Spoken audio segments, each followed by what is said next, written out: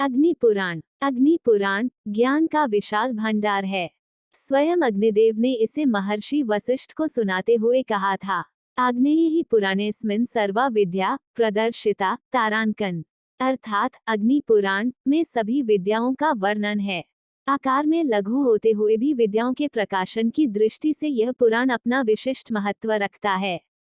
इस पुराण में 383 अध्याय हैं। गीता, रामायण, महाभारत, हरिवंश पुराण आदि का परिचय इस पुराण में है। परा अपरा विद्याओं का वर्णन भी इसमें प्राप्त होता है। मत्स्य, कूर्म आदि अवतारों की कथाएं भी इसमें दी गई हैं। सृष्टि वर्णन, संध्या, स्नान, पूजा विधि, होम विधि, मुद्राओं के लक्षण, दीक्षा और अभिषेक विधि, निर्वाण दीक्षा के संस्कार, देवालय निर्माण कला, शिलान्यास विधि, देव प्रतिमाओं के लक्षण, लिंग लक्षण तथा विग्रह प्राण प्रतिष्ठा की विधि, वास्तु पूजा विधि, तत्व दीक्षा, खगोल शास्त्र, तीर्थ महात्म्य, श्राद्धकल्प, ज्योतिष शास्त्र, संग्राम विजय, वशीकरण विद्या, औषधि ज्ञान, वर्ण आश्रम धर्म, मास व्रत, दान महात्म्य राजधर्म, विविध स्वप्न वर्णन, शकुन अपशकुन, रत्न परीक्षा, धनुर्वेद शिक्षा, व्यवहार कुशलता, उत्पात शांति विधि, अश्वत चिकित्सा, सिद्धि मंत्र, विविध काव्य लक्षण, व्याकरण और रस अलंकार आदि के लक्षण, योग, ब्रह्मज्ञान, स्वर्ग नरक वर्णन, अर्थशास्त्र, न्याय, मीमांसा, सूर्य वंश तथा सोमवंश आदि का वर्णन इस पुराण में किया गया है। वैष्णवों की पूजा पद्धति और प्रतिमा आदि के लक्षणों का सांगोपांग वर्णन इस पुराण में वर्णित है। शिव और शक्ति की पूजा का पूरा विधान इसमें बताया गया है। वेदांत के सभी विषयों को उत्तम रीति से इसमें समझा गया है। इसके अलावा जीवन के लिए उपयोगी सभी विधाओं की जानकारी इस पुराण में मिल जाती है। अग्निदेव के मुख से कहे जाने के कारण ही इस पुराण का नाम अग्नि पुराण पड़ा है। यह एक प्राचीन पुराण है।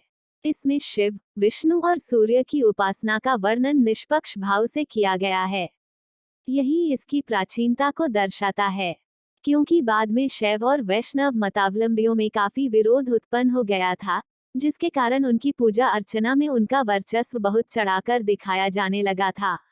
एक दूसरे के मतों की निंदा की जाने लगी थी, जबकि अग्नि पुराण में इस प्रकार की कोई निंदा उपलब्ध नहीं होती।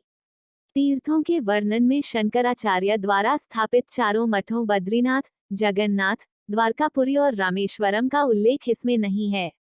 इसके अलावा काशी के वर्णन में विश्वनाथ तथा दशाश्वमेध घाट का वर्णन भी इसमें नहीं है। यही बात इसकी प्राचीनता को दर्शाती है। विषय सामग्री की दृष्टि से अग्नि पुराण को भारतीय जीवन का विश्वकोश कहा जा सकता है। पुराणों के पांचों लक्षणों सर्ग, प्रतिसर्ग, राजवंश, मनवंतर और वंशानुचरित आदि का वर्णन भी इस पुराण में प्राप्त होता है, किंतु इसे यहाँ संक्षेप रूप में दिया गया है। इस पुराण का शेष कलेवर दैनिक जीवन की उपयोगी शिक्षाओं से उत्प्रोत है। अग्नि पुराण में शरीर और आत्मा के स्वरूप को अलग अलग समझाया गया है। इंद्रियों को यंत्र मात्र माना गया है और देह के अंगों को आत्मा नहीं माना गया है। पुराणकार आत्मा को हृदय में स्थित मानता है। ब्रह्म से आकाश, आकाश से वायु, वायु से अग्नि, अग्नि से जल और जल से पृथ्वी होती है। इसके बाद सूक्ष्म शरीर और फिर स्थूल शरीर होता है।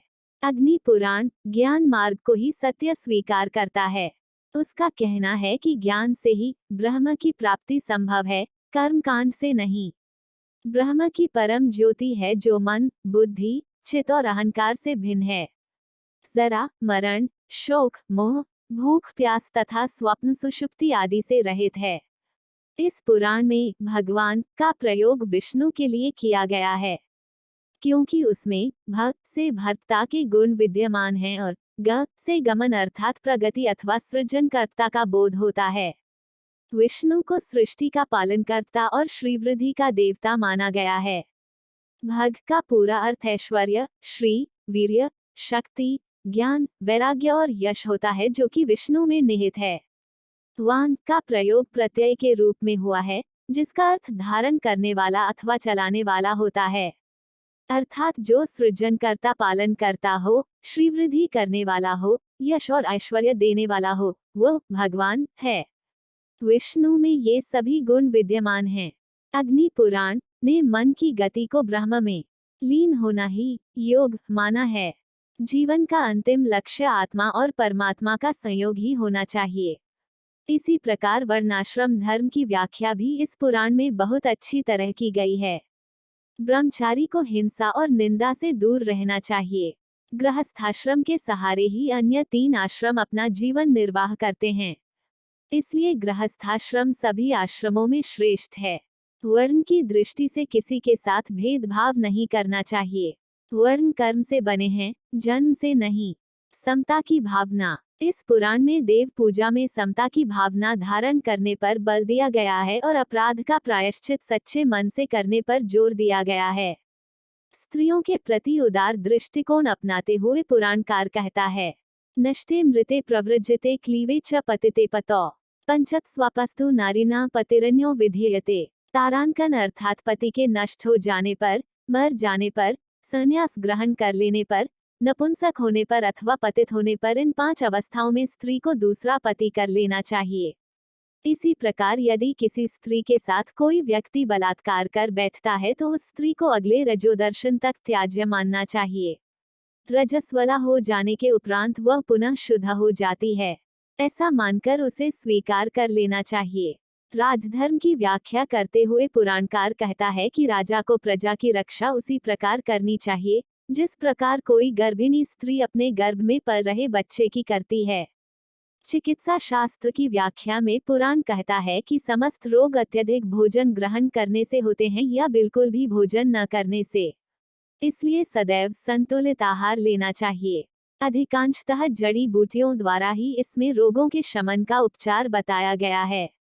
अग्नि पुराण में भूगोल संबंधी ज्ञान, व्रत उपवास तीर्थों का ज्ञान, दान दक्षिणा आदि का महत्व, वास्तुशास्त्र और ज्योतिष आदि का वर्णन अन्य पुराणों की ही भांति है। वस्तुतः तत्कालीन समाज की आवश्यकताओं के अनुसार ही इसमें नित्य जीवन की उपयोगी जानकारी दी गई है। इस पुराण में व्रतों का काफी विस्तृत वर्णन प्राप्त होता है। व्रतों की सूची तिथि, वार, मास, ऋतु आदि के अनुसार अलग अलग बनाई गई है। पुराणकार ने व्रतों को जीवन के विकास का पथ माना है। अन्य पुराणों में व्रतों को दान दक्षिणा का साधना मात्र मानकर मोह द्वारा उत्पन्न आकांक्षाओं की पूर्ति का माध्यम बताया गया है। लेकिन अग्नि पुराण में व्रतों को जीवन के उत्थान के लिए संकल्प का स्वरूप माना गया है। साथ ही व्रत उपवास के समय जीवन में अत्यंत सादगी और धार्मिक आचार विचार का पालन करने पर भी बल दिया गया है। अग्नि पुराण में स्वप्न विचार और शकुन अपशकुन पर भी विचार किया गया है। पुरुष और स्त्री के लक्षणों की चर्चा इस पुराण का अत्यंत महत्वपूर्ण अंश है। सर्पों के बारे में भी विस्तृत जानकारी इस पुराण में उपलब्ध होती है। मंत्र शक्ति का महत्व भी इसमें स्वीकार किया गया है।